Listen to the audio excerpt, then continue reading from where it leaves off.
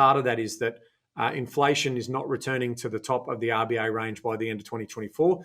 Now, we will see some artificial manipulation of that data, and that's coming into obviously what the federal government has done on the electricity prices. So that is going to have a positive impact in regards to affecting the overall inflation read in the September quarter. But remember, that's a manufactured result. It's not necessarily a sustainable result. So it's the core inflation, which excludes those volatile items that we're just talking about then, is what the RBA is looking at in terms of that. So we're now predicting no rate cuts until early 2025.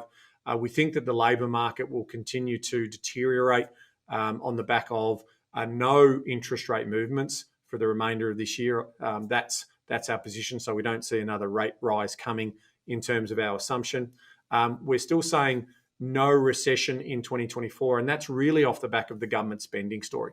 So it's that stimulus that they're putting in, it's the infrastructure programs that they've got running, it's the increased cost they're putting into health and also education and those areas, and aged care that's really stimulating a lot of this current growth. So we might avoid that sort of technical recession of 2 negative quarters of GDP. What could be a derailer from our baseline case? Well, in terms of on the downside risk, there's maybe one more rate movement increase of another 25 basis points in the second half of this year.